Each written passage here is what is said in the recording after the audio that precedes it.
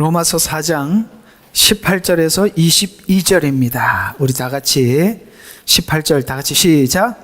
그가 소망이 없는데도 소망 가운데에서 믿었으니 내 씨가 그렇게 되리라고 말씀하신 대로 많은 민족들의 아비가 되게 하려 하심이라. 그가 믿음이 약하여지지 아니하고 약 100살이 되고서도 자기 몸에 이제 죽은 것으로 생각지 아니하고 또 사라의 태도 죽은 것으로 생각지 아니하였느니라. 그는 믿음 없음으로 인하여 하나님의 약속을 의심치 아니하였고 오히려 믿음이 견고해져서 하나님께 영광을 돌리며 약속하신 그것을 또한 이루실 것이라고 확신하였느니라. 그러므로 그에게 믿음이 의로 여겨졌느니라. 이제 그에게 의로 여겨졌다고 기록한 것은 아브라함을 위한 것이 아니요. 22절 지났네요. 정신없이 읽다가 계속 가고 있었습니다. 정신 좀 딱 바짝 차려야 오늘 또 이해할 수 있는 것입니다. 이야기도 좀 복잡하기도 합니다. 오늘 금방 이렇게 이 내용을 읽어보면 아마도 여러분이 아브라함의 일대기를 연상하지 않고 읽으면 어떤 생각이 드느냐면, 아브라함이 계속 믿음을 가지고 있었구나. 그리고 그 아브라함이 믿음을 가지고 있었기 때문에 하나님께서는 그 다음 해서 계속 뭔가를 그 믿음 때문에 일하셨구나. 이렇게 보여지거든요. 그 얘기가 아니라는 거예요. 이게 이제 착각을 하는 겁니다. 왜 그렇게 보이느냐면 믿음의 주체, 저번 주에 말씀드렸잖아요. 믿음의 주체를 자신으로 보면 아브라함이 믿음이 있었기 때문에 하나님께서 계속 그 믿음의 그 다음 단계 이렇게 갔구나. 이렇게 생각을 하는데 맞아요. 믿음이 있었어요. 오늘 보니까 아브라함은 하나님 앞에 믿음을 가지고 더 확고하게 되었고 의심이 떠나가고 막 이렇게 했다고 이야기를 합니다. 근데 항상 믿음이란 내 안에서 나오는 게 아니라 상대방에서 나온다. 하나님께로 나온다는 거죠. 그러니까 아브라함이 계속 믿음이 확고해지고 의심이 떠나가고 분명해진 이유가 뭐냐라고 이야기를 하고 있는 거거든요. 그러니까 이런 거죠. 만약에 그 앞에 3장 앞에서 한 말이 뭐냐면 율법으로 의롭게 되려고 하는 사람은 이 믿음에서 실패하게 된다. 이 말은 믿음의 근거를 자기에게로부터 가진 사람은 믿음이 계속 실패할 수밖에 없지만 아브라함이 믿음이 점점 뚜렷해진 것은 보세요. 뚜렷해졌어요? 아니거든요. 중간중간에 계속 정말 이게 아브라함을 통해서 하나님께서 그 일을 계속 해야 되나 라는 생각이 들 만큼 아브라함은 계속 실패를 하는데 놀랍게도 아브라함은 실패를 하면 할수록 확신으로 가고 의심이 없어지는 쪽으로 가더라는 것이죠. 왜냐하면 자기가 실패를 해도 하나님이 변치 않는 약속을 가지고 계속 이끌어 간다는 것을 실패를 통해서 경험하고 실패를 통해서 점점 확고해져 가더라는 거예요. 이게 바로 자기 안에서 믿음을 가지고 나가는 사람들은 실패를 하면 무너지지만 하나님을 믿는 믿음을 붙잡은 사람들은 실패를 하더라도 그 믿음이 확고해지는 쪽으로 바뀌어지더라는 거예요. 알아들으셨어요? 아주 간단한 논리인데도 이 부분에서 서로 간에 전혀 다른 믿음에 대한 견해를 가지고 있다는 것이죠. 여러분들은 여러분 속에서 믿음을 만들어내지 마시고 하나님께서 처음에 약속하셨던 약속을 계속 붙잡으시기를 주의 이름으로 축원하면서 오늘 일부 예배 잠깐 드리면서 그런 이야기를 했어요. 이 아브라함의 믿음이 교리적으로만 이해하지 마시고 여러분의 생애 속에서 실제적으로 믿음이 되기 위해서는 이걸 아셔야 돼요. 항상 우리가 위기를 만나거나 의심이 들거나 내가 뭔가 문제가 생길 때는 잘 기억하세요. 왜 아브라함이 믿음이 더 확고해졌냐면은 처음에 여러분들을 하나님 이 교회에 부르실 때 뭐라고 말씀하셨는지 그걸 사단이 놓치기를 바라는 거예요. 왜냐하면 하나님께서 처음에 여러분들을 이 교회에 모아주셔서 여러분들의 믿음을 세워가기로 하나님이 준비해놓고 불렀던 거거든요. 근데 이 교회를 떠나가면 그 모든 것이 무산되는 거예요. 그건 각 개개인의 책임입니다. 아시겠어요? 저는 여러분들이 있으나 없으나 그냥 설교하는데 아무 문제가 없다고 저번에 말씀드렸죠. 저는 사람 보고 설교하는 사람은 아니니까 그건 없어요. 물론 사람인데 왜 그거는 없겠습니까? 그러면 저는 뭐 기계입니까? 그거는 아닌데 참 마음 아프고 서운하고 그렇죠. 그러나 여러분들이 항상 기억해야 될 것은 하나님께서 처음에 하셨던 말씀이 뭐였냐 이거예요. 아브라함은 계속 하나님이 처음 하셨던 그 약속을 자기가 실패를 하더라도 하나님 계속 원점으로 그 약속이 있는 자리로 이끌어가는 걸 보면서 뭘 느끼냐면, 그래, 하나님, 나는 실패하더라도 하나님은 그 약속을 계속 이루고 계시는구나라는 것을 믿었기 때문에 그 전에 하나님 혹시 사례는 더 이상 출산할 수 없고 뭐 나이는 들어가고 점점 불안전해져 가는데, 그렇다면 내가 빨리 손을 써서 약속을 이루기 위해서 뭘 내가 해야 되지 않겠나라고 손을 댔다가 다 낭패봤죠. 그 낭패를 통해서 뭘 배우게 되냐면 완벽하게 하나님이 이루시는구나라는 것을 배우게 돼서 그 실패했던 것이 도리어 믿음으로 바뀌었다는 이야기를 하고 있는 것입니다. 여러분들이 그거예요. 우리가 상황에 휘둘리면 모든 것을 잃어버릴 수 있어요. 항상 상황이 휘둘릴 때는 그 상황 속에서 들어가지 말아야 돼. 나오셔야 돼. 나와서 뭐를 봐야 되냐면 하나님이 내게 처음에 어떤 약속을 했고 지금까지 어떻게 이끌어 왔는가를 처음에 약속하신 그 약속을 보는 거예요. 룻과 아브라함의 차이가 그 차이예요. 아브라함은 그러잖아요. 둘이 더 이상 함께 할 수 없을 때 네가 좌하면 나도 우하겠다 이렇게 했죠. 그리고 먼저 선택권을 롯이지. 나 이 두 사람은 왜 이렇게 평생 헷갈리나 봐요. 예. 자, 그 둘에게 이야기했을 때 롯은 뭘 생각했냐면 상황을 생각한 거예요. 소돔과 고모라 성이 훨씬 더 좋아 보였던 겁니다. 상황을 보고 갔더니 룻 이야기는 거기서 끝나고 그저 겨우 구출받는 걸로 끝났습니다. 맞지요? 그러나 아브라함은 상황을 보지 않고 하나님께서 어디에 어떻게 내팽개치든지 하나님은 그 약속을 이룰 것으로 믿고 그는 환경을 보지 않고 약속을 따라갔습니다. 그래서 아브라함이 아브라함 된 것입니다. 바로 그거예요. 우리가 평생 신앙생활하면서 제발 제가 여러분들한테 또 부탁을 하고 또 부탁을 드리는데 하나님께서 처음에 뭐라고 약속했는지 그걸 붙잡으라는 거예요. 사단은 상황을 만들어서 사람들이 우왕좌왕하게 만들어요. 뭐가 뭔지 헷갈리게 만드는데 그렇게 빠져버리면 우리는 모든 것을 다 놓을 수 있고 하나님의 약속으로부터 떠나가게 되는 것입니다. 그러면 정말 그 룻과 같이 그 소돔성에서 그는 거기서 더 이상 자기 발전이 없습니다. 아무것도 없어요. 어떤 좀 적용적인 부분에서 좀 말씀을 드렸습니다만, 자, 오늘은 믿는다는 고백에서 내가 믿습니다라는 말을 어떤 의미에서 하고 있는지 좀 이야기를 해보려고 그래요. 나는 믿습니다. 자, 그러면 한번 잠깐 머릿속에 상상을 해봅시다.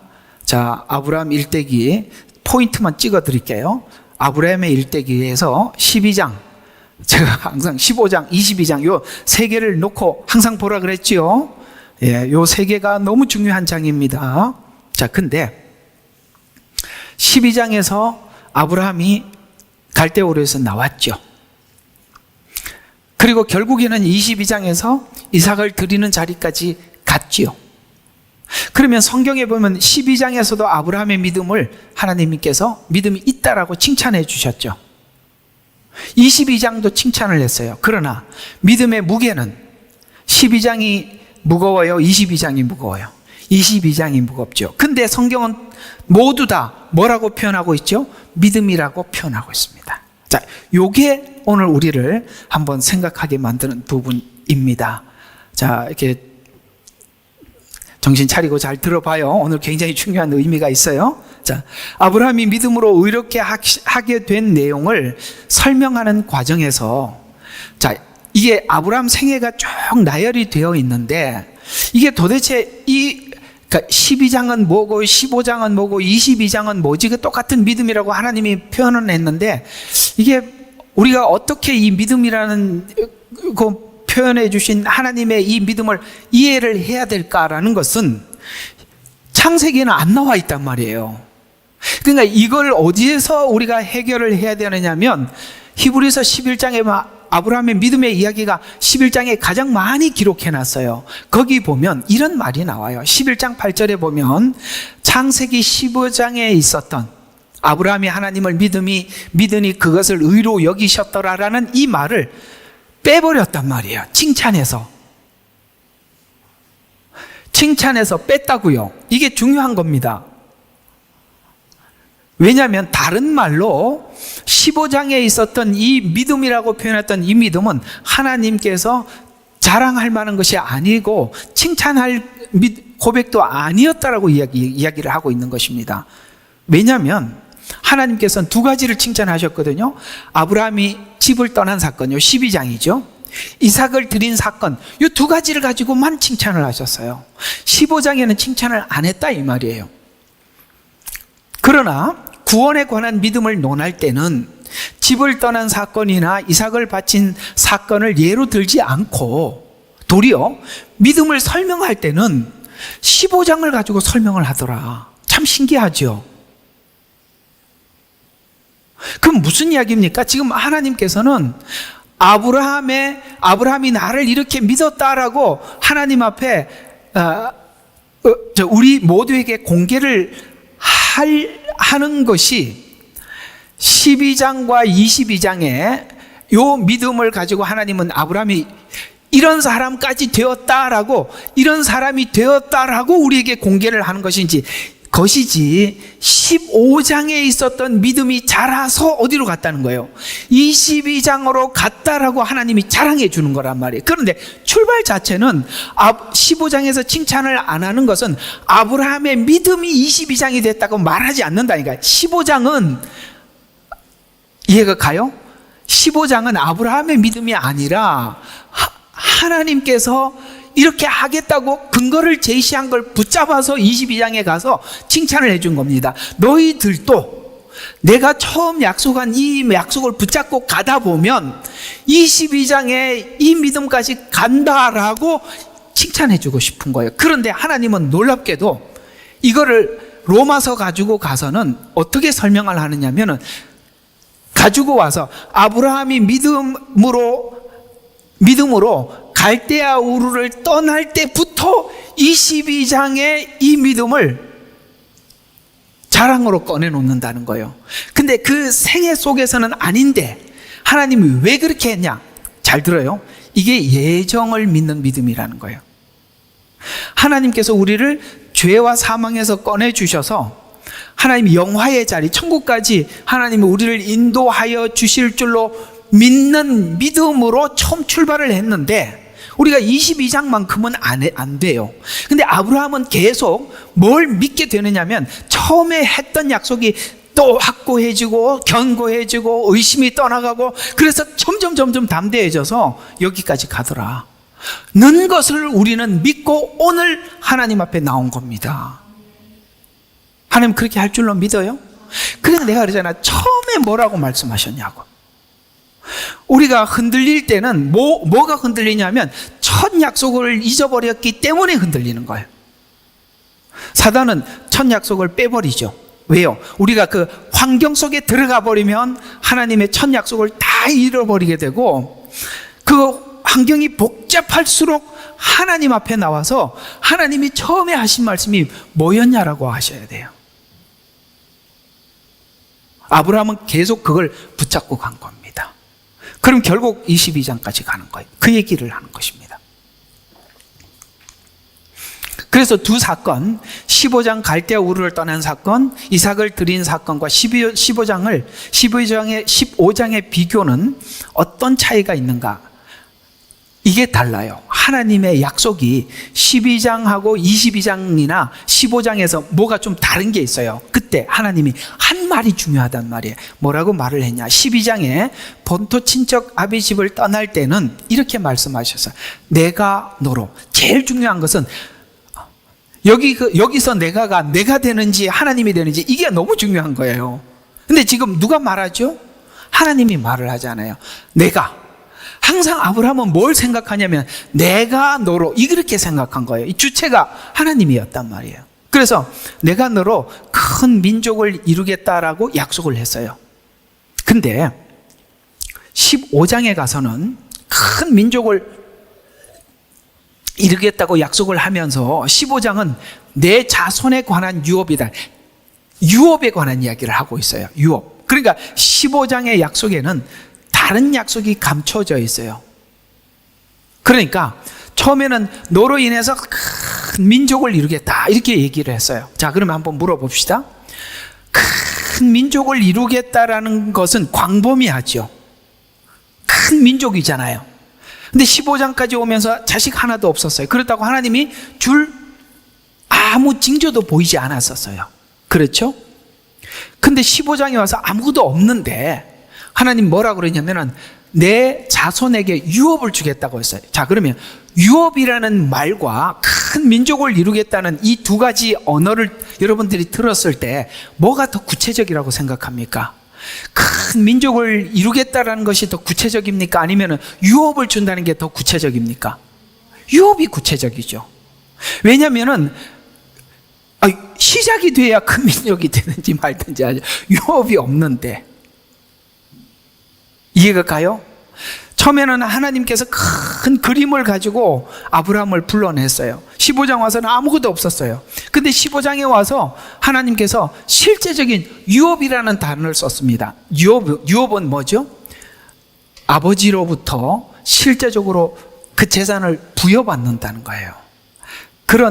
그래서 이제 점점 하나님 앞에 실제적으로 아브라함에게 자식을 주고 큰 민족을 이루기 위한 씨를 주시겠다는 유업이라는 단어를 쓰므로 인해서 그가 더더욱 하나님을 확고하게 붙잡는 믿음으로 사는 증거가 출발하게 되었다는 거예요.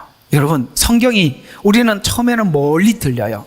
아브라함의 이야기요, 이삭의 이야기요, 야곱의 이야기처럼 그분들의 이야기 같이 보여요. 그러나 이 말씀이 여러분들에게 개인에게 유업으로 찾아올 수 있어야 돼요.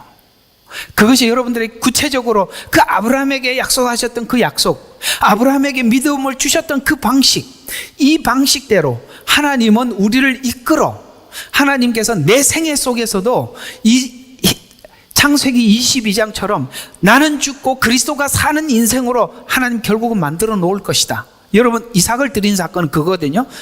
내가 살아도 주를 위해서 살고 죽어도 주를 위하여 죽나니 사나 죽으나 주의 것이로다 라는 말과 똑같은 거예요.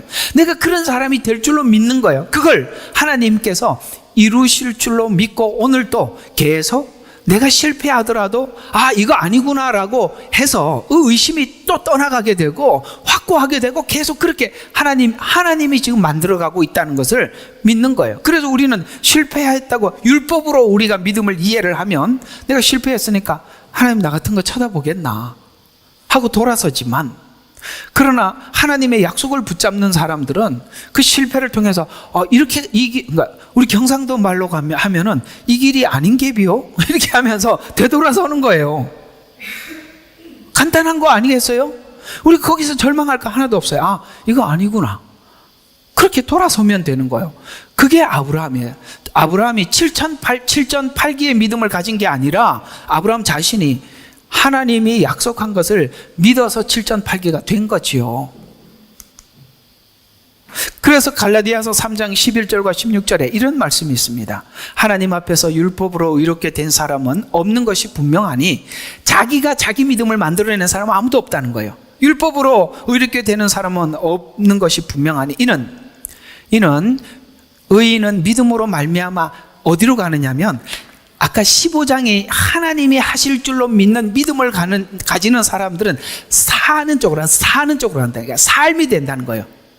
율법으로 자기 믿음을 가지는 사람은 사는 쪽으로 못 가더라는 거예요.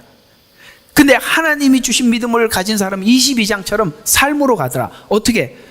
자기를 부인하고 자기 십자가를 지고 살아도 주를 위해서. 이해가 가요? 이쪽으로 가더라는 거예요.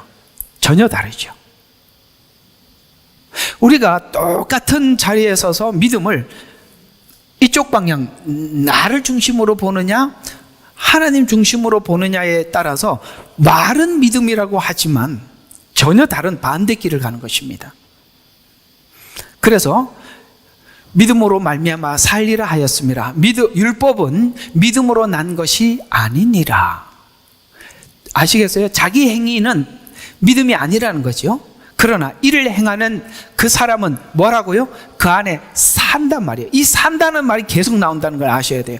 나는 왜 믿음으로 사는데 살지 않을까? 이런 믿음은 아니니까 안 사라지는 거예요. 고하였느니라. 이는 아브라함의 복이 예수 그리스도를 통하여 이방인들에게 미치게 하려 함이며, 이게 무슨 말인가? 아브라함이 그 믿음을 가지게 됐던 과정과 같이 우리 모두가 하나님을 믿는 이런 믿음을 가진 사람들이 아브라함처럼 이렇게 샘플로 모델로 딱 갖다 놨다. 다 누구나 요 방향 안에서 믿음이 생기더라는 거예요. 실패가 도리어 확신을 준다. 이게 말이 안 되는 거죠. 이건 율법적인 신앙에서는 있을 수 없는 일이에요. 그래서 미치게 함이며 또 우리로 하여금 믿음으로 말미암아 성령의 약속을 받게 하려 하는 것이라. 아멘. 성령의 약속을 받는다는 것은 진심으로 성령님이 우리 안에 들어온 사람들은 이렇게 인도해 가신다는 거예요. 여러분, 성령님의 음성 들리지요? 하나님께서 우리가 뭐라고 엉뚱한 소리를 하고 엉뚱한 길로 가더라도 성령님이 분명히 말해주는 거예요. 그게 변곡점이에요. 성령님의 말씀을 무시할 수도 있고 성령님의 말씀을 들을 수도 있어요. 아브라함은 왜 믿음의 사람이냐? 그가 잘못 갔어요. 하나님이 직접 나타나서 말을 했지만 지금은 성령님이 말씀해 주고 계시는 거예요. 성령님이 말씀하시던가 아니면 하나님께서 설교를 통해서 여러분들에게 계속 말씀해 주고 있는 거예요. 그때 아브라함은 항상 하나님 앞에 긍정적인 반응을 했다. 이 차이에 믿음이 있다는 게 뭐냐? 바로 하나님께서 말씀하실 때 그걸 긍정적으로 아멘 하고 갔던 게 아브라함이라는 거예요.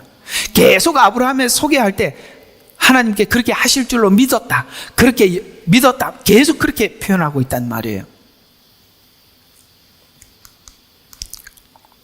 이제 그 약속들은 아브라함과 그의 씨에게 한 것인데 무슨 말입니까? 아브라함이 했던 이 방식대로 모든 아브라함으로부터 난 모든 사람들에게는 이 방식대로 한 것이라고 하나님 모델로 삼아 주셨는데 많은 사람들을 가르쳐 씨들이라고 하지 아니하고 한 사람을 가르쳐 너의 씨라고 말씀하셨으니 씨들 이렇게 했으니까 복수 같은데 그 복수가 아니라 단수래요.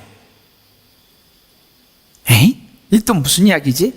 우리는 많은데, 그죠? 아브라함의 후손은 많은데, 그럼 복수라고 해야 되는데, 왜 단수라고 했을까? 바로 이 이야기입니다.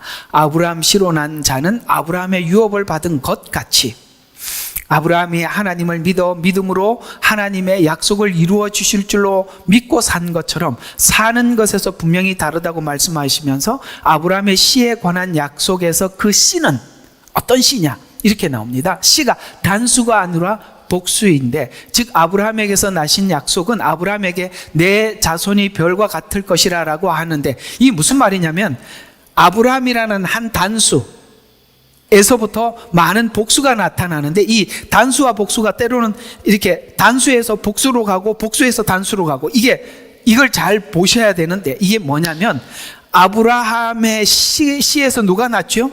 예수님이 나셨잖아요. 그러니까 예수님은 한 분이신데 그 안으로 통과한 모든 사람들이 씨들이 돼버린 거라는 거예요. 그러니까 무슨 말이냐면 이 일을 예수 밖에서는 안 한다는 거예요.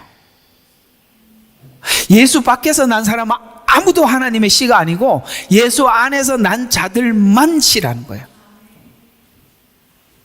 그러니까 항상 이걸 예의주시하고 심각하게 생각해야 되는 것이 뭐냐면, 내 믿음이 섰다라고 생각할 때는 이 믿음이 예수 그리스도 안에서 세워진 믿음인가 아닌가를 잘 분석을 해주세요. 그게 아닌 거는 언젠가는 무너지고 언젠가는 아니에요. 하나님은 오직 약속해요. 오직 예수 안에서만 이 작업을 하기로 결정을 하신 것입니다.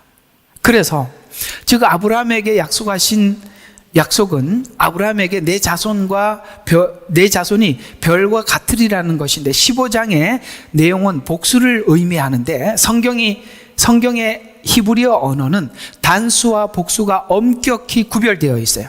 무슨 말이냐면 구약 성경 히브리어는 이 단수와 복수와 이런 격, 수, 격 이런 것들이 아주 엄격해요. 그래서 왜 구약은 히브리어로 하나님이 기록을 했냐면 법이라서 그래요. 법. 구약은 율법이지요. 법을 가지고 이스라엘 백성들에게 심판도 하고 법을 가지고 집행을 하시기도 하고 이해가 가죠? 모든 것은 하나님의 신명기라는 율법을 가지고 심판하기도 하잖아요. 법이기 때문에 히브리어는 굉장히 이런 것들이 성수, 격이 뚜렷해요. 그런데 신약은 헬라어로 기록했어요. 그러면 헬라어는 히브리어와 어떤 차이가 있느냐면 굉장히 감성이 풍부해요. 이게 헬라어가 가지고 있는 특징이에요. 사랑이라는 말을 구약어로 하면 너무 딱딱해. 히브리어로. 중국 가니까 우리는 이렇게 나는 중국말 중에서 되게 배우면서 되게 우스웠던 게 뭐냐면 이렇게 집에 이렇게 같이 있다 돌아가면 만족 이렇게 하거든요. 나는 이제 그때 이 만족이란 말이 무슨 뜻인지 몰랐을 때 뭘 할 때마다 만족이라 그러기에 내가 뭐 만족한 게 있나? 근데 이 말에서 천천히 조심해서 가라 이런 뜻이었어요. 또 하나 되게 어색했던 표현 중에 하나가 뭐냐면 남녀가 사랑을 고백을 할 때 우리는 사랑합니다 이렇게 그 표현에 뭔가 좀 있잖아요. 나는 당신을 정말 근데 워아이니 세 단어. 나는 아이 사랑한다 너를. 워아이니 이렇게 사랑을 고백을 한다는 게 이 세 단어가 너무 어색하더라고요.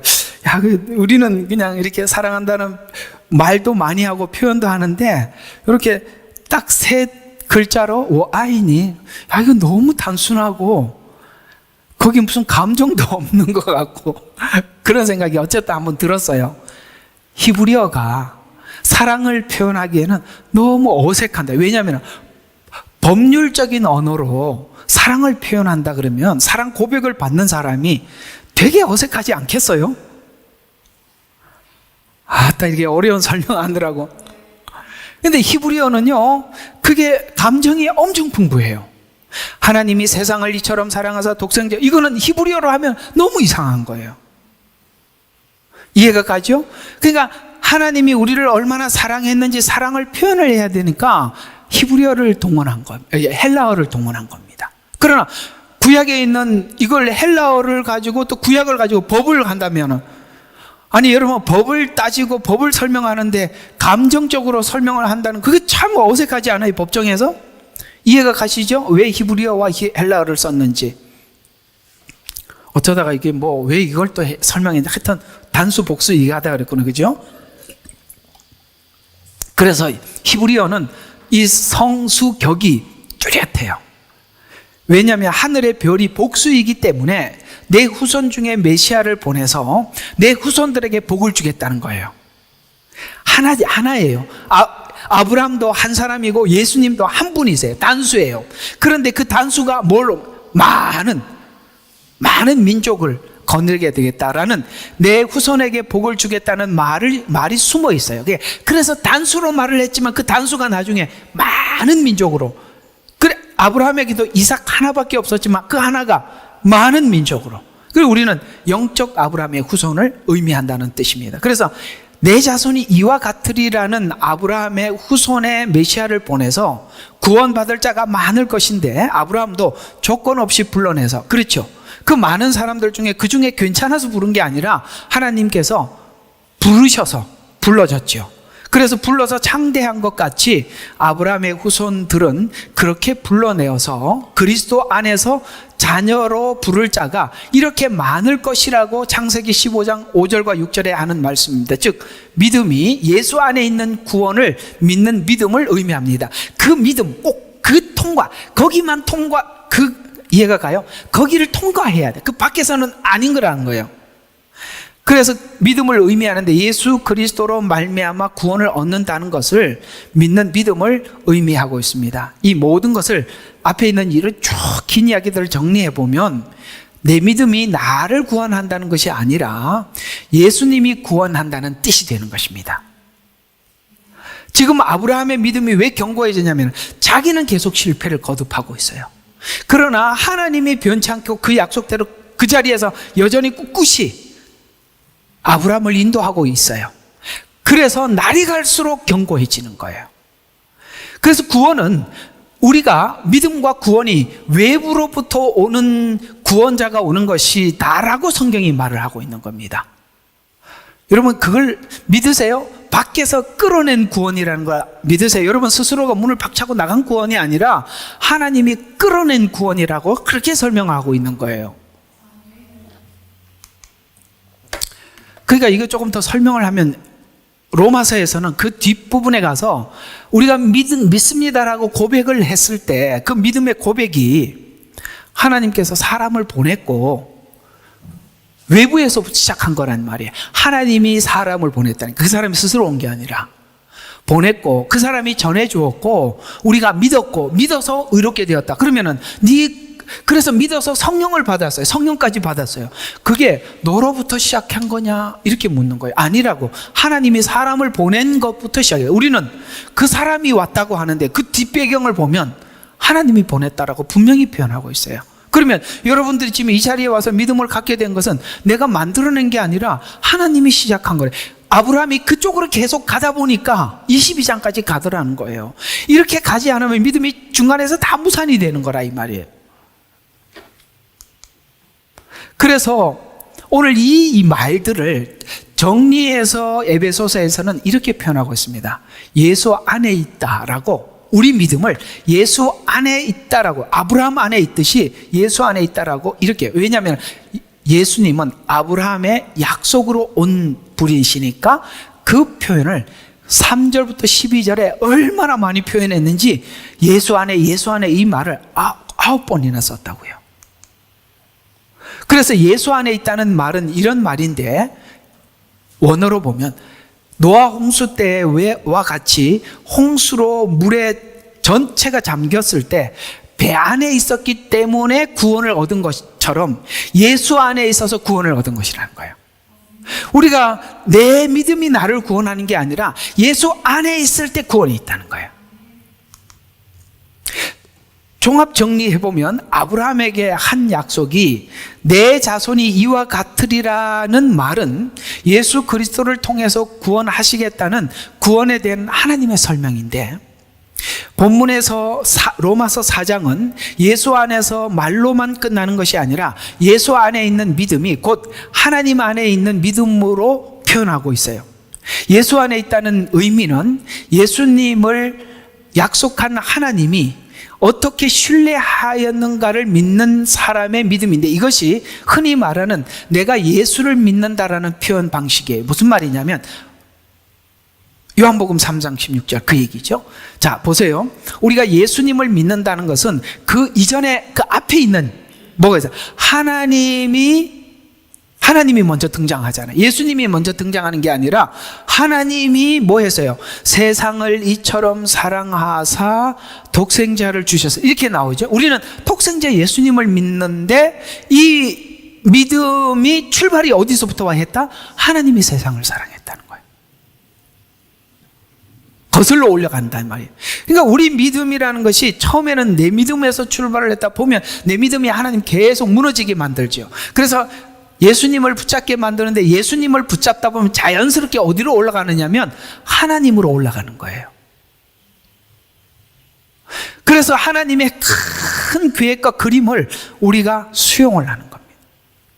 그 큰 그림을 수용했다면 여러분 생애 속에 일어나는 크고 작은 일들도 모두 다 수용을 할 때 여러분들은 그것이 여러분에게 믿음으로 승화가 되는 거예요. 아셨어요? 슬퍼하지 말라. 외로워하지 말라. 우리가 이걸 잘 극복하고 넘어가면 여러분들에게 온전한 믿음이 정착하게 될 것입니다. 목소리가 넘어가셔야 돼요. 넘어가셔야 돼요. 그래서 우리는 이런 결론을 내려야 합니다. 약속하신 대로 약속을 이루시는 하나님을 믿는 믿음으로 이해하는 사람들이, 이 믿음에는 은혜가 100%입니다. 여기에 은혜를 내가 가지고 가는 순간 그것 때문에 시험 당하는 거니까. 그러니까 은혜가 100%입니다. 그 은혜에 대한 약속을 신뢰하는 것을 성경은 아브라함이 22장에 있는 믿음이라고 표현해 준 것입니다. 100% 신뢰. 그러니 얼마나 신뢰를 했으면 하나님이 급해졌어요. 놀랍죠? 우리가 그게 과연, 여러분 한번 물어보자고요. 여러분들도 아브라함이 22장에 가졌던 믿음이 내 생애 속에 과연 가질 수 있을까라는 생각을 했을 때 모두 다 아니라고 생각했을 것입니다. 있을 수 없는 일이라고 생각했을 것입니다. 그러나 15장에 그렇게 하나님 앞에 묻는 질문과 그 대답을, 하나님이 주신 대답을 진심으로 믿는 사람은 그걸 붙잡고 22장으로 가는 겁니다. 사단은 그걸 놓치게 만드는 겁니다. 이 싸움이에요. 하나님이 여러분에게 복음을 주셨어요. 주셨던 그 믿음과 확고한 그걸 끝까지 붙잡고 가는가? 그래서 하나님께서 여러분들에게 은혜를 주셨을 때 그 감동스러웠던 것들을 여러분들이 계속 되뇌이면서 붙잡고 가는 거예요. 아브라함이 위기를 만날 때마다 어디를 생각했을 것 같아요? 12장에 하나님이 했던 말. 근데요, 이걸 아셔야 돼요. 하나님께서 계속 와서 말을 하면 좋을 텐데 다 끝나고 나는데 딱 한마디밖에 안 해. 한번 보세요. 뭐 말 많이 했어요, 아브라함에게? 아니요. 다 끝나고 나면 이렇게 있는데 와서 하늘을 쳐다봐라. 쳐다봐서 셀 수 있냐? 못 세는데요. 모래 셀 수 있냐? 못 세는데요. 너 자손이 그와 같으리라. 그러고 더 이상 말 안 해. 그죠? 다 실패하고 난 뒤에, 아니 그 전에도 일찍 오셔서 말씀하시지, 나는 전능한 하나님이라 그러지 마라. 이렇게 하면 얼마나 좋아. 다 하고 난 뒤에 나중에 끝에 와서 나는 전능한 하나님이라 너는 내 앞에서 완전해라. 그럼 우리는 그런 생각이 들죠. 좀 진작 좀 이야기해 주시죠. 우리 다 놓치고 난 뒤에 왜 그렇게 말씀하십니까? 이게 뭔 이야기죠? 둘째 아들 이야기잖아요. 둘째 아들이 달라고 그랬을 때 이놈 결과는 거짓에서 돌아오니까 가져가지 마. 이렇게 안 하는 게 아니에요. 다 줬어. 왜 이렇게 하실까요? 자유의지를 하나님이 살려놓는 것입니다. 자유의지를 살려놔야 그 은혜의 영광을 찬양하는 것이지, 자유의지가 죽은 상태에서는 그 은혜의 영광이 가짜라고요. 이해가 갑니까? 이 자유의지는 얼마나 막강하냐면 하나님의 말씀을 거부할 수도 있고 받아들일 수도 있어요. 하나님은 우리의 자유의지, 그러니까 자유의지가 살아있을 때 대화가 진정성을 갖는 거예요. 예를 들어서 이렇게 한번 생각해 보자. 오늘은 좀 복잡한 거니까 쉬운 말로 해야죠. 두 남녀가 사귀고 있는데 어떤 사람은 너무너무 갑부예요. 어떤 사람은 너무너무 돈이 없어요. 근데 이 사람이 예쁘기만 해, 여성이. 그래서 막 정말 둘이 이제 막 사랑을 막 고백을 해. 근데 이 여자가 이 남자를 사랑하는 게 아니라 돈이 많은 것 때문에 사랑한다고 막 그렇게 해요. 뭘 해도 고맙습니다, 감사합니다, 자기 관리를 하고 있어요. 그건 진심일까요, 가식일까요? 가식이죠, 당연히. 왜 하나님께서 우리 자유의지를 그대로 내버려 두시느냐? 우리가 스스로가 아니라는 걸 알고 돌아왔을 때 아닙니다라는 말이 진짜 고백이지. 이해가 가요? 내가 뭔가를 얻어내기 위해서 아닙니다라고 말하는 것은 가식이죠. 그래서 하나님께서는 자유의지를 그대로 살려주시는 거예요. 보존해 주시는 거예요. 이런 의미예요. 알아들으셨죠? 이만큼 하나님께서는 자유의지가 선악과를 먹으려고 할 때도 말리지 아니하시고 먹게 하시고, 실제 우리가 에덴에서 누리는 이 축복이 얼마나 큰 축복인지를 에덴에서 나와서 이 가시 같은 세상을 살면서 그 나라를 그리워하게 하신 천년왕국이 태어나면서부터 죽을 때까지 부자로 산 사람들에게 지금이나 천년왕국이는 뭐가 다르냐 이 말이에요. 우리가 하나님 앞에 면류관을 벗어 던지는 장로들은 순교자들이에요. 계시록에 이들이 순교자로서 마땅히 받아야 될 이 면류관을 받고도 왜 그 보좌에 다시 던집니까? 그 모든 것이 순교할 힘을 하나님이 주셨고, 내가 여기 천국에서 구원을 받은 것이 무엇보다 너무나도 값지고 귀해. 이해가 갑니까? 그래서 그 면류관을 벗어 자발적으로 벗어, 야, 그 벗어 던져라 이렇게 말한 게 아니라 스스로 먼저 던지더라는 거예요. 이 부분, 그럴 때 둘은 교감이 되고 사랑이라는 말이, 하나님이 우리를 사랑한다 이렇게 얘기했을 때 우리의 사랑에도 하나님 앞에 사랑한다는 고백에 가식이 없고 거짓이 없는 거예요. 구원받기 위해서 예수를 믿으면 그건 아니라 이 말이에요. 왜 열심히 예수 믿느냐? 천국 가려고. 그거는 천국 가려고 하는 조건, 아까 말했 저쪽이 재벌이고 부자기 때문에 예수 믿는 거 맞지요? 우리가 생각이, 그 말이 여러분들 그 생각을 좀 고치셔야 되는 거예요. 여러분이 왜 예수님을 믿느냐? 우리는 이런 생각이 들어야 마땅한 겁니다. 만약에 예수님께서 우리를 지옥으로 데리고 가더라도 예수님이 계신 곳이 천국이에요.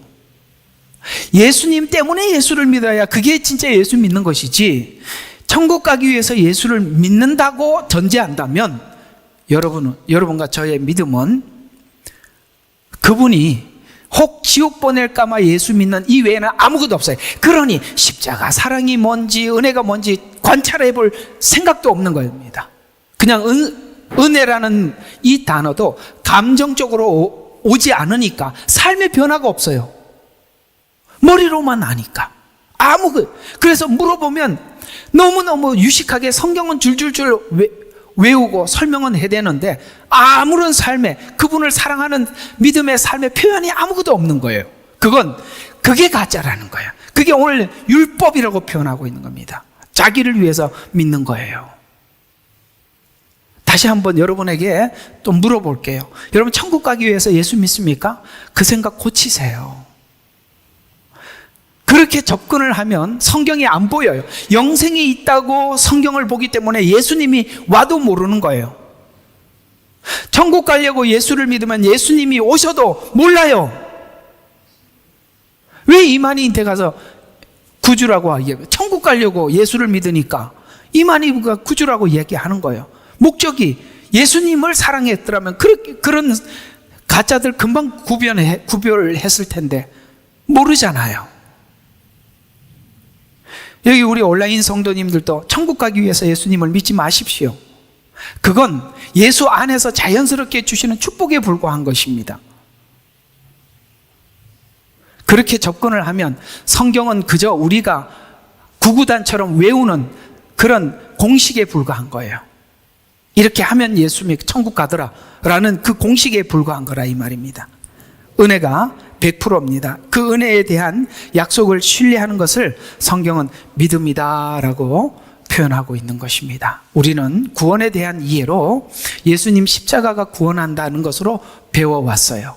오늘 본문은 그 약속에 대한 반응이 우리에게 있어야 한다는 것이, 그 은혜가 반응케 하는데 있어야 한다는 것이, 것에 대해서 이것으로 설명을 해보면 결국 성경대로 정리하면 이렇게 정리가 되는데, 신학을 통해 정리하려면 우선 인간의 한계에 대해서 인정을 해야 되는데, 우리가 아까 말씀드린 것처럼 우리가 주님을 사랑하고 관계 쪽에서 이해를 하지 않고 천국 가기 위해서 예수를 믿으면 학문적으로 정리밖에 안 된다 이 말이에요.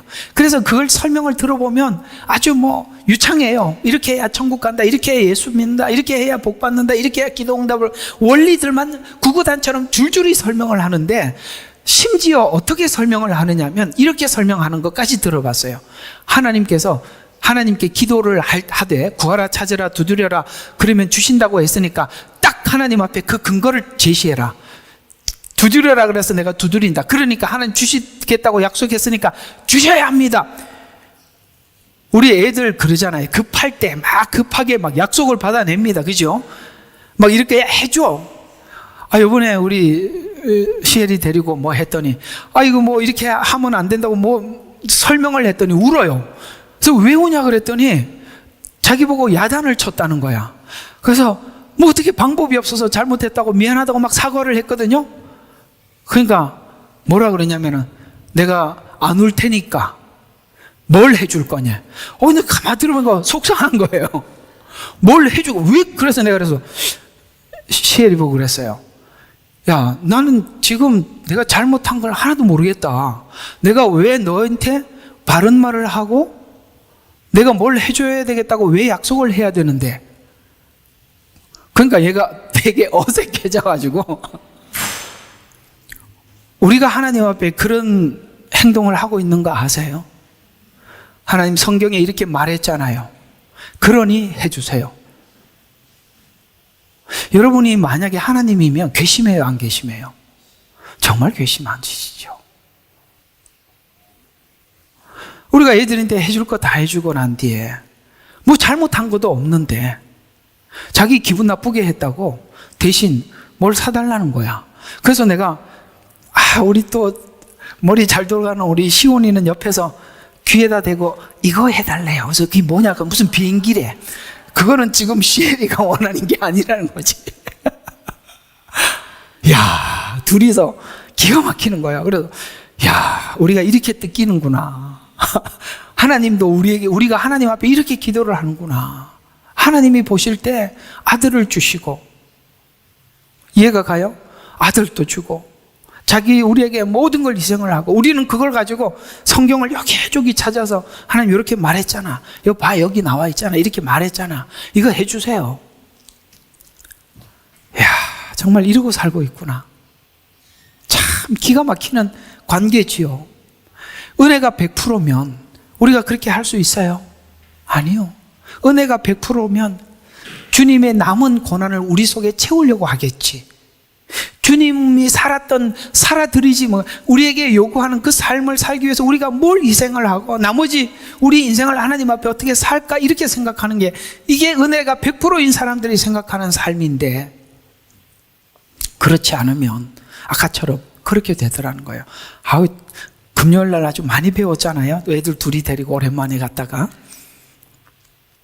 그래서 무한한 인간이 하나님을 담을 수 없는 하나님을 그저 우리 이성화시키면, 신학화시키면, 학이 중심이 되면, 이성이 중심이 되면 합리화하려 하는데, 담을 수 없는 영역에서, 이해가 가요? 여기 가서 딱 하나님의 마음과 마음이 통해야 되는 요 지점에 와서는 침묵을 해. 요런 건 설명을 안 해줘요. 침묵을 하든가 아니면 이걸 궤변으로 돌변해버린다는 거예요. 기도에서 가르쳐 주겠습니다. 구하라 찾으라 두드리라. 그러니 하나님 앞에 땡깡을 부리세요. 안 줄 리가 없습니다. 왜? 여기 딱 하나님이 안 주려고 그러면 성경책을 딱 근거로 제시하라는 거예요. 이런 희한한 궤변이 어디 있냐 이 말이에요. 그래서 신학은 계시 그 자체를 신학의 원리로 받아들여야 되는데, 이해가 가요? 우리는 계시를 가지고 믿음을 갖는 것이지 우리가 하나님의 말씀을 형상화시켜서 이성화시켜서 정리한 게 아니라 이 말이에요. 계시, 계시로 하나님 앞에 접근을 하면 여러분들이 열리지 않은 것을 하나님이 깨닫게 해주시고 그것이 여러분들에게 분명한 믿음이 되지요. 그게 계시를 중심으로 받아들이는 믿음이에요. 신앙이 하나님 앞에 그걸 구하면 하나님이 안 줄 리가 없어요. 에베소서가 그걸 기도하는 거예요. 하나님의 말씀의 높이와 넓이와 깊이를 알기를 하나님 앞에 기도한다. 왜? 이건 계시로 아는 거니까. 그래서 학위 중심이 되면 이해가 안 되는 부분에는 상징으로 변해요. 예? 14만 4천도 상징으로 바뀌고 막 바뀌어요. 구원론도 나눠지게 돼 있어요. 왜? 사람이 정리를 하면. 이상하죠? 계시를 받은 대로 구원을 이해하는 사람들이 모이면 충돌이 없어요. 성경을 성경대로 믿으려고 하는 사람들끼리 모이면 이 이견이 없어요. 같다 이 말이에요. 그런데 사람들이 자기가 정리한 구원론을 열이면 열을 모아놓으면 다 틀려요. 왜? 이성을 중심으로 했기 때문에. 요거는 다음 시간에 좀 더 다룰 것입니다. 아브라함의 믿음을 관찰해 보면 믿음의 원리와 근거가 모두 하나님께 있음을 알 수 있어요. 그래서 하나님께 계속 가죠. 그래서 주권적 영역에서는 계시로 믿는 것이 믿음입니다. 학문화시키면 하나님을 더 이해하지 못해요. 더 나가지 못한단 말이에요. 그런 의미에서 성도들을 보면 이성으로 접근해서 믿음을 가지려는 자들을 향해서 권고하고 싶은 말은 계시를 믿는 믿음을 구하여 나가면 계시와 계시 사이에 있는 뭘 보게 되냐면 하나님이 보여요. 마음을 내려놓고 성경을 그대로 보기 시작하면 그 계시와 계시 사이에 있는 하나님이 보여서 막 성경이 연결이 되고 더 깊어지고 풀어진다 이 말이에요. 그것이 믿음의 근거가 된다고 권면을 하는 것입니다. 아시겠어요? 그러니 모르면 그저 자꾸 옆에다 놓고 정리하려고 하지 마시고 모르면 넘어가. 그걸 왜 하나님께서 어떤 부분을 읽는데 왜 그냥 넘어가게 하시느냐? 그 다음에 하나님이 열어주시려고 하는 거예요. 그걸 억지로 열어 제치면 그래서 계시는 점진적이라서 여러분들의 믿음의 수준에 따라 22장에서부터 12장에 22장의 요구를 하지 않아요. 왜? 점진적 계시가 열리지 않았단 말이에요. 아브라함이 12장에 갈대아 우르에서 나오는 믿음은 있었지만은 이삭을 드리는 믿음이 전혀 전무한 상태에서 하나님께서 22장 요구를 하지 않는 것처럼 하나님께서 우리에게 믿음을 주실 때도 그것이 믿음이 여러분들의 수준에 따라서 조금 더 확장해서 그 시간이 돼야 열리는 것이 있단 말이에요. 그때까지 우리가 모르는 건 접어두어야 되는데 나는 성경을 결국 알아내리라 하고 막 그냥 막 들어가게 파기 시작하면 정말 곤란한 거예요. 아시겠어요? 모르면 모르는 대로 넘어가시라고.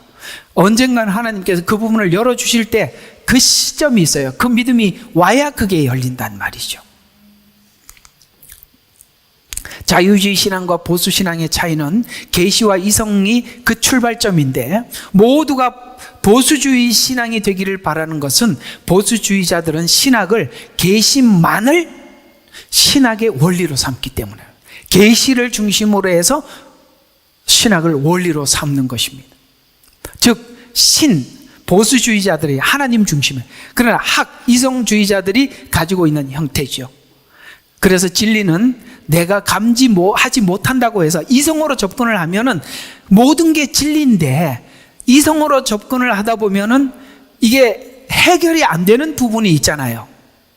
그러면 이런 거죠. 예를 들어서 내가 하나님이 태초에 천지를 창조하셨느니라, 이거는 이성으로는 풀 수 없는 이야기인데 그러면 이성으로 안 풀렸다고 해서 이것이 진리가 아니냐? 이해가 가요? 그것도 진리죠. 제게는 실제 예수님을 믿을 때 이런 시간이 굉장히 긴 시간이 있었어요. 제가 우리 집안에 아무도 예수님을 안 믿는데 처음에 교회를 가니까 제가 왜 교회를 계속 다니게 됐냐면은 물론 처음에는 국수 먹으러 갔죠. 근데 나중에 조금 정신을 차리고 보니까 다른 세계더라고요. 왜냐면은 저희 집안은 전부 다 예수님을 안 믿는 사람들이 모이면 술, 정말 정말 집 앞에 술병 끊이면 아주 그냥 삼촌들이고 누구고 막 오기만 매일 술 마시는 거예요. 이런 집안에서 살다가 우리 아버님 나이 또래인데 너무너무 신사적인 거예요. 나는 그래서 이게 세계가 너무 다른 세계인 거예요.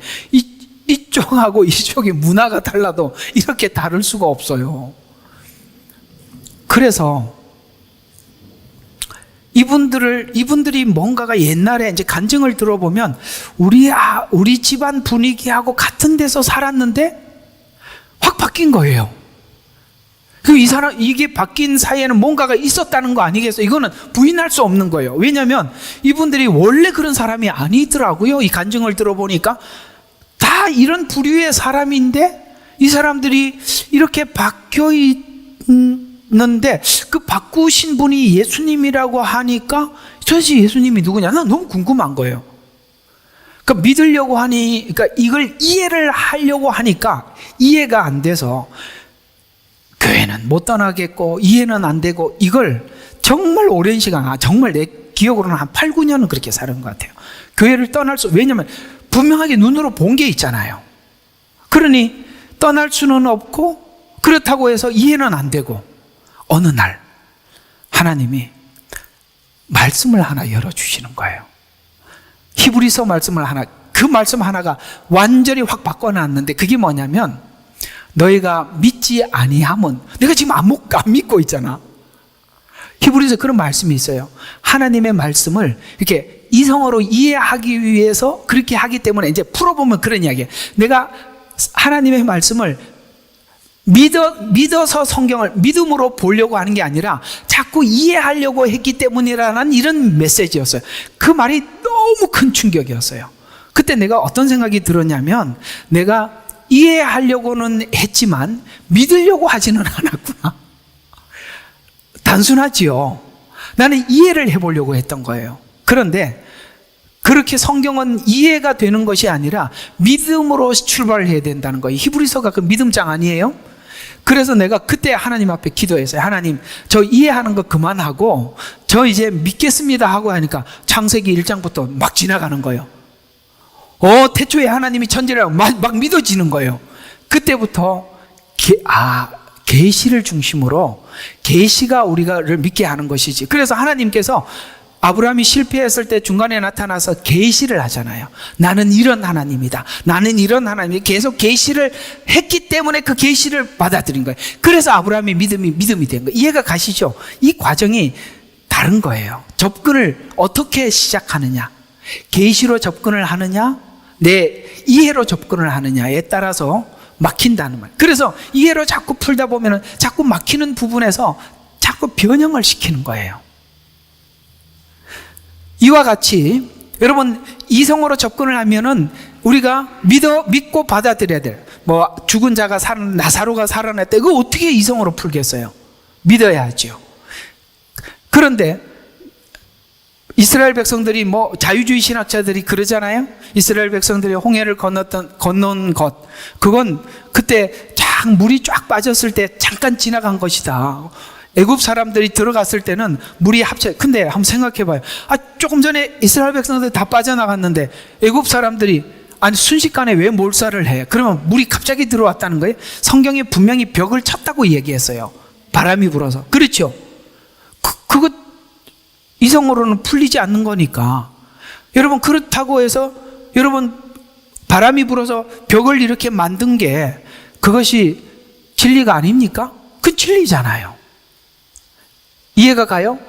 내가 안 믿어진다고 해서 그게 진리가 아닌 게 아니란 말이에요. 더 나아가서 우리가 미래형으로 보면 사람들이 천국이 없다, 지옥이 없다라고 이야기하는데 지가 없다면 없냐 이 말이에요. 기가 막히잖아요. 그죠? 그럼 그 사람은 할 수 없어요. 죽어봐야 아는 거예요. 죽으면 늦은 거거든요. 여러분 죽거나 지금 저 무덤에 가서 물어보세요. 천국이 있든 없든 그러면 전부 다 있다 그럽니다. 지옥이 있냐면 다 있다 그래요. 근데 죽었으니까 말을 못 해주는 거예요. 죽으면 다 알 거예요. 무슨 말이냐? 우리가 진리를 안 믿어진다고 해서 거부한다고 해서 진리가 없는 것이냐? 그게 아니라는 거예요. 근데 우리는 우리 머리에 한계가 있으니까 무한한 하나님을 유한한 어떤 지점을 지나가고 있는 우리가 어떻게 그 무한을 담아내겠어요? 이해가 가죠? 그래서 우리는 이 모든 영역을 믿음의 영역이라는 거예요. 믿음의 영역이기 때문에 하나님께서 성경을 통해서 계시한 것을 우리는 그대로 믿는 거예요. 그 믿음이 죽은 자를 살리는 믿음을 갖게 만드는 거예요. 그래서 내가 나를 부인하고 십자가를 지고 가는 일을 할 수 있게 만드는 거예요. 이 계시적인 믿음이 아니고는 우리가 살다가 힘든 일을 만나면 다 내려놓고 싶은 거예요. 정말 그만두고 싶은 거예요. 아까 불렀던 그 땅끝에서 이 찬양은 제가 그 배경을 알아요. 그 시편에 있는 말씀을 가지고 그 찬양을 만든 건데, 이게 어떻게 나온 찬양이냐면, 정말 친한 친구가 선교지에 가서 어떤 불의의 사고로 순교를 하게 되었어요. 그 친구하고 너무 친했던 친구였기 때문에 그 친구를 생각하면서 그 친구가 그 선교지에서 얼마나 외롭게 그런 시간들을 보내왔는지, 그가 어떻게 살아왔는지 친구가 알고 그 친구를 생각하면서 이 찬양을 만든 거예요. 그래서 땅끝에서, 그 땅끝은 선교지를 이야기하는 것입니다. 주님을 맞으리 내 육체는 쇠잔해져 가도, 이해가 갑니까? 그 외로운 시간들을 보내면서 거기에서 하나님 앞에 간 친구들을, 그래서 이 선교사님들이 선교지에 갈 때마다 이 찬양을 하나님 앞에 마음에다 두고 선교지를 떠나가는 것입니다. 왜 이야기를 했는지, 자, 계속 봐요. 그래서 진리가 내가 부인한다고 없는 것도 아니고, 내가 결의한다고 해서 네, 이것이 진리일 겁니다, 이렇게 해야 천국 갑니다, 저는 이렇게 딱 세팅을 했습니다, 그렇다고 해서 하나님이 인정하는 거냐? 그것도 아니라는 거예요. 우리 모두 다 예를 들어서 장로교에서 예정론이에요. 예정론이 이것대로 해야 천국 갑니다. 그럼 우리가 결의하면 하나님이 동의해야 됩니까? 나는 그게 좀 묻고 싶어요. 그게 아니라는 거예요. 그러니까 여러분들은 어떤 학에 빠지지도 말고, 누가 이게, 그게 아니라 성경대로 믿으라는 말이에요. 학문 중에 신학만큼 이성의 재료가 될 수가 없어요. 신학은 계시가 재료이기 때문입니다. 구원의 재료는 100% 하나님의 약속입니다. 오늘 아브라함이 통해서 그걸 설명해 준 겁니다.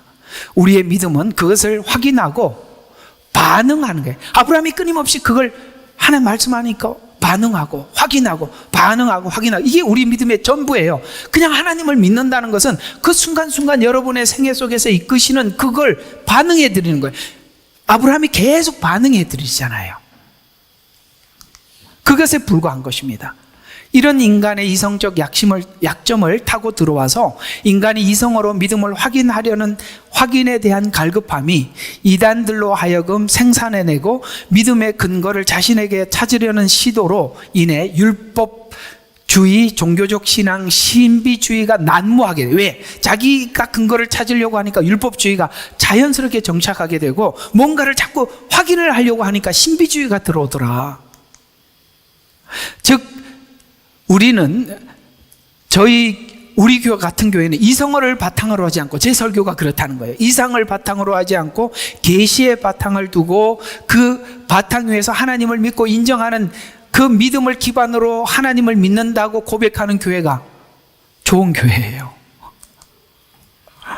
그러나 아브라함의 믿음에서 두 사건 중에서 이삭을 드린 사건이 가장 큰 사건이죠. 그 다음에 약한 믿음으로 본다면 본토 친척을 떠난 사건인데, 본토 친척을 떠날 때 아브라함은 믿음이 없었습니다. 그래서 11장에 보면 하란에서 머물지요.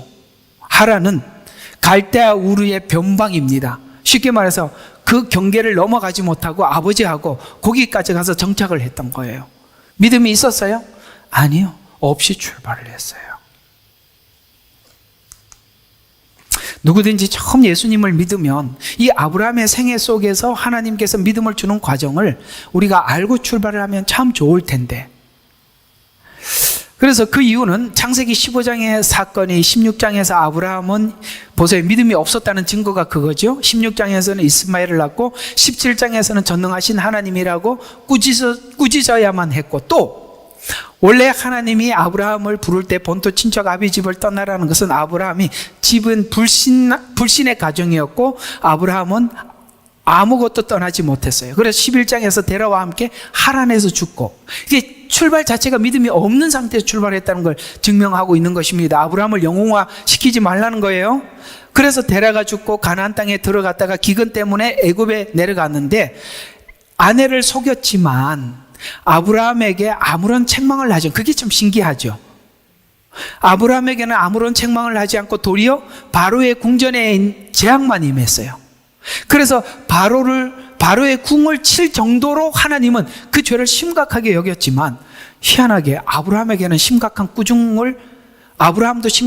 꾸중을 받아야만 해. 그런데 이 꾸중에 꾸중이 없고, 아브라함에게 꾸중이 없고, 하나님이 아브라함 편을 들어서 아브라함이 하나님이 믿게 되었고, 그 믿음의 결과 롯과 헤어지고 사로잡힌 롯의 가정을 이해가 가요? 무슨 말이냐면 이런 걸 보았단 말이에요. 아브라함은 믿음이 없어요.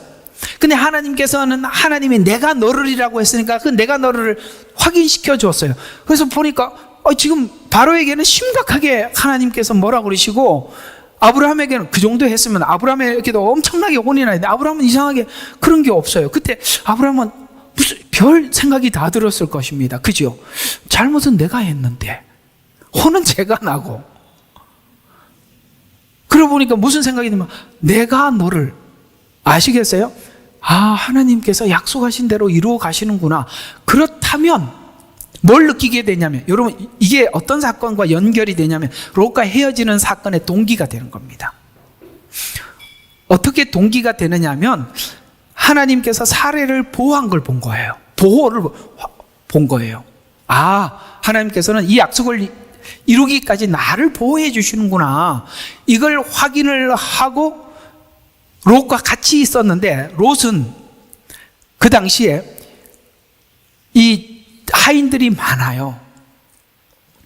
그렇기 때문에 이 가나안 땅에 들어가서도 다른 사람들에게 공격을 받지 않고 자기를 지켜낼 수 있어요. 그래, 둘이 합해야 되는. 근데 둘이 같이 있으면 계속 갈등이 있고, 그래도 이걸 보호하려면 롯과 같이 있어야 돼요. 이 보호자가 우리가 많이 인원이 있다고 보호를 받는 것이 아니라 하나님이 나를 보호하시는구나 라고 결단을 내린 것이 롯과 헤어진 동기예요. 뭐 때문에 그랬냐? 하나님이 사례를 보호한 것을 봤거든요. 어때요? 실패가 뭐를 만들었죠? 하나님을 더 의지하게 만들었죠. 이게 다르다는 거예요. 자기 믿음으로 하면은 실패는 무너지게 돼요. 그러나 하나님을 바라보는 사람들은 실패가 내 믿음에 견고해지고 확고해지는 동기가 되는 거예요. 그래서 과감하게 헤어진 겁니다. 그래서 만약에 우리가 그렇게 헤어질 쯤 되면 자기 이익을 먼저 생각하죠. 그러면 아브라함이 먼저 선택해야 되잖아요. 아브라함에게는 그게 아무 의미가 없다는 거예요. 그래서 네가 먼저 선택하라고 선택권을 준 겁니다. 네가 좌하면 나는 우하고 네가 우하면 좌하리라. 왜? 나는 이쪽 가도 저쪽 가도 상관없다. 하나님이 나를 보호하신다. 왜? 약속이 있으니까. 여러분 생애 속에서도 하나님께서 여러분에게 하신 약속, 하나님 여러분을 통해서 하실 일이 끝날 때까지는 하나님이 보호하시는 거고, 그게 끝나면 하나님 데리고 가는 거예요.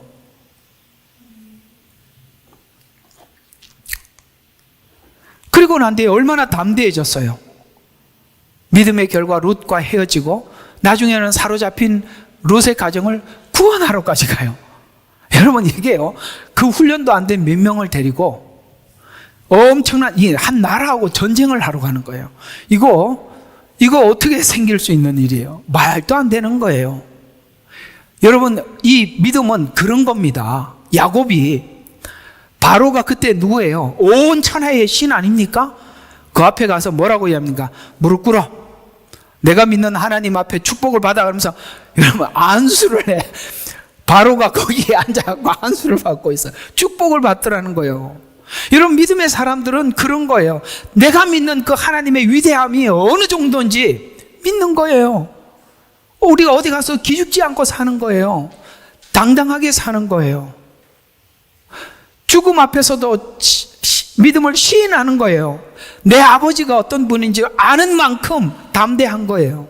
그 얘기란 말이죠.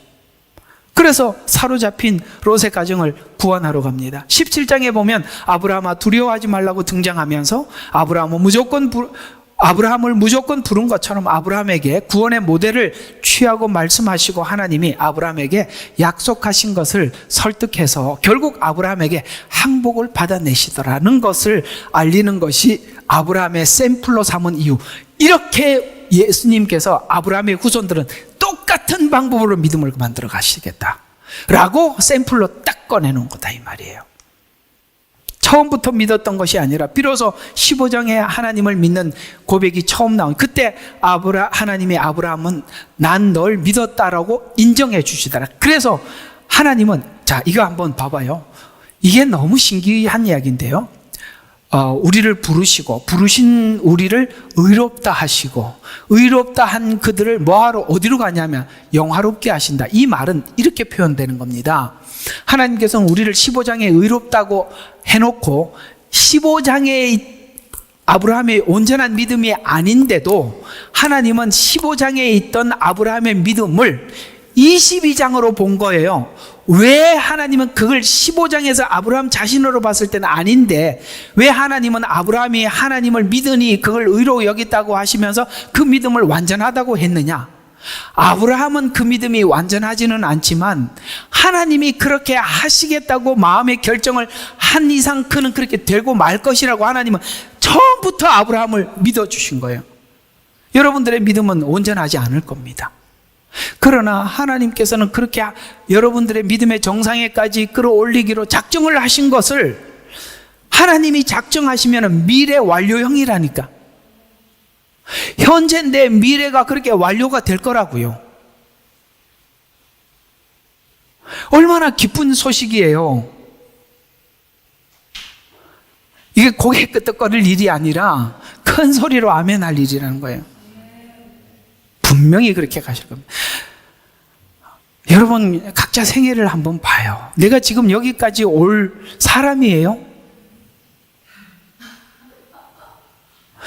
우리처럼 의심이 많고 돌다리도 두드려보고 흔들어보고 가는 우리가 하나님이 뭘 말을 해도 하나님 말씀에 아멘 하더니 내가 이게 변한 거 아니, 분명히 변한 겁니다. 있을 수 없는 일이에요.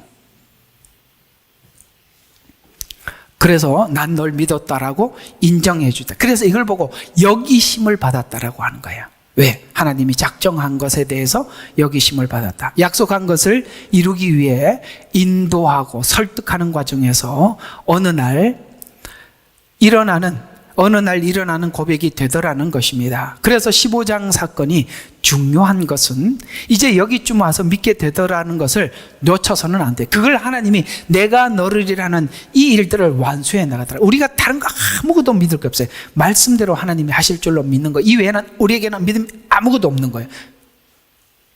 그게 전부예요. 우리가 언제 구원을 얻었는가? 하나님의 인도하심 속에서 하나님을 알고 믿게 된 것에서 결국 그 믿음을 주실 것을 믿는 것입니다. 그리고 믿을 수 있는 어떤 상황에 와서 그 믿음을 인정해 주시더라. 점점 이렇게 인정해 주시더라. 이것을 확인하는 것에서 히브리서 11장의 믿음에 조상들의 믿음으로 확인이 가능한데 히브리서 11장의 믿음의 열전을 보면 처음부터 믿음이 있었던 것이 아니라 믿음이 경지에 올라왔을 때 기록하고 그렇죠. 여러분 기드온의 믿음을 막 엄청난 믿음으로 이야기하는데 기드온이 그런 사람이었어요? 아이고 숨어서 그냥 밀타작하면서 큰 용사예요. 그러니까 너무 놀래갖고 용사가 무슨 숨어서 타작을 합니까? 그죠? 넓은 마당에서 이 기드온 이 인간들 와봐라. 내가 다 가만히 안 뭐 이렇게 막 용사네 숨어서 하는데 거기다가 막 잔뜩 막 쫄아서 막 하고 있는데 뒤에서 큰 용사니까 화들짝 놀라갖고 내 집은 작은 집입니다. 이렇게 하나요? 이해가 가요? 근데 아브라함이 히브리서 11장에는 기드온이 이런 믿음을 이렇게 말하는 게 아니라 그는 300명을 데리고 이런 일을 했다. 바락, 그게 무슨 믿음이 있는 사람이에요? 왜 하나님은 믿음의 정점에서 설명을 했을까요? 여러분의 믿음도 하나님이 정점에서 왜 우리를 칭찬하실까요? 하나님이 하실 거라는 거예요. 그걸 믿고 따라가는 게 전부라 이 말이에요. 그래서 믿음의 경지에 올랐을 때 기록하고 있는 성경은 그 믿음이 있었던 것처럼 인정해 주시는 것입니다. 왜냐하면 히브리서 11장의 믿음의 영웅들은 처음부터 믿음이 있었던 자가 아니지만 결국 믿음이 있었던 것처럼 기록했어요. 그래서 하나님의 약속은 결국 이렇게 믿음의 사람으로 완성시킬 것이라고 설명을 하고 있습니다. 성경의 아브라함 사건을 기록한 것은 그가 76세 때 불려와서 100세 때 완성되었는데 100세 때 믿음이 아브라함의 믿음이라고 75세 때를 이야기하는 게 아니라 그때를 꺼내놓고 이렇게 그러면서 하나님 뭘 이야기해요? 내가 이렇게 만들었다. 이걸 자랑하고 싶은 거예요. 너도 그렇게 만들고 말 거다. 우리는 그걸 믿고 따라가는 거예요. 결론입니다. 우리가 언젠가 실제로 하나님을 진실로 믿는 날이 있어요. 그것을 하나님이 오래 참고 간섭하셔서 예수를 보낼 수밖에 없음을 알게 되어서 결국 믿음의 결실을 시켰어요. 이것이 성경이 말하는 구원에 대한 설명이에요. 우리는 우리 스스로 의롭게 되려고 몸부림쳐도 안 된다는 걸 알고 그때 2000년 전에 오셨던 예수님을 또 붙잡고 또 붙잡고 또 붙잡아서 여러분들은 오늘 아브라함이 믿음의 정점에 간 것처럼 그렇게 갈 것입니다. 실패도 그리스도 예수 안에는 정죄가 목적이 아니라 이렇게 믿음이 세워지는 것이 목적이라는 것이죠. 따라서 따져보면 하나님이 우리를 황복시키기 위해서 성경은 우리의 구원에 대한 이런 시제를 사용하고 시제를 이렇게 쓰고 있다는 거예요. 그래서 이게 우리 속에 들어오면 이제 예수님을 꽉 붙잡고 가는 거거든요. 이 시제를 잘 보십시오. 에베소서 1장 3절과 6절에 보면 기초를 놓기 이전. 그래서 시제가 어디로 올라가요? 창조 이전으로 올라가는 거예요. 그래서 이전에 우리로 사랑하는 그분 안에, 사랑하는 예수님 안에서 흠없게 하시려고 그리스도 예수 안에서 우리를 택하시어 하나님의 기쁘신 뜻에 따라 예수 그리스도를 통하여 우리를 하나님의 자녀로 입양할 것을 언제부터? 창조 이전부터 예정하셨으니 이렇게 되는 겁니다. 이는 하나님께서 그 사랑하는 이 안에서 요게 빠지지 않아요. 꼭 요걸 통해서만 하시겠다는 거죠. 우리를 받아들이신 은혜의 영광을 찬양케 하려 하심이라. 구원의 시기를 기초를 놓으시기 전이라고 하는 것은 구원의 근거가 하나님의 작정과 성실함에 대해서 구원을 설명하고 있고 결국 그 작정과 성실이 우리의 구원을 완성했다고 설명할 수 있었습니다. 따라서 그것이 오늘날 이렇게 나타나고 말았다고 설명하는 것인데 예수를 믿고 선택받게 된 것은 하나님의 간섭이었음을 우리가 계속 납득하는 게 믿음이라는 거예요. 납득하는 거. 그러니까 여러분들이 신앙이 깊어지면 깊어질수록 하나님께서 하신 무슨 말씀도 자꾸 납득이 되고 이해가 되고 받아들여지고 그렇게 되는 것입니다. 어디까지 받아들여져야 될까요? 영화롭게 하리라 는 것까지 하나님 앞에 믿고 여기서 실수하지 말아야 될 것은 끝까지 그럴 때마다 하나님의 첫 약속을 붙잡고 가시라. 왜? 여러분의 생애를 하나님께서 그렇게 인도하고 계시기 때문입니다. 기도하겠습니다. 사랑의 하나님 아버지 감사합니다. 오늘도 저희들에게 귀한 말씀을 주셔서 하나님께서 우리를 향해서 가지고 계신 그 놀랍고 큰 계획들을 저희들이 마음에 품고 믿음으로 나아가고자 합니다. 아버지 믿음 위에 굳게 서서 좌로나 우로나 치우치지 않게 하옵시고 오늘 결국 내가 살아도 주를 위해서 살고 죽어도 주를 위해 죽나니 그러므로 사나 죽으나 주님의 거심을 고백하는 자리까지 아버지 하나님께 세울 줄로 믿고 반응하게 하옵소서.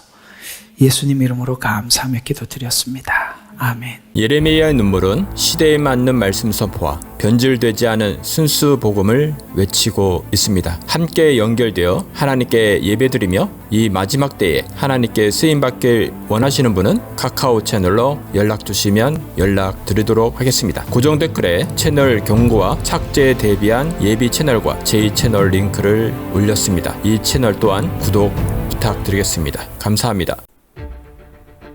우리는 역사상 가장 중요한 시점을 지나고 있습니다. 하나님께서는 하나님의 일을 하시기 전에 사람을 준비시키셨음을 우리가 알고 있습니다. 하나님 말씀은 마지막 때에 대추수, 대부흥의 때가 있다고 분명히 예언하고 있습니다. 아멘. 하나님의 말씀이 그대로 성취될 것을 믿습니다. 예레미야 눈물은 잠자는 교회와 영혼을 깨우기 위해 노력하고 있습니다. 이 가슴 뛰는 일에 함께 하길 원하시는 분은 카카오 채널로 연락 주시기 바랍니다.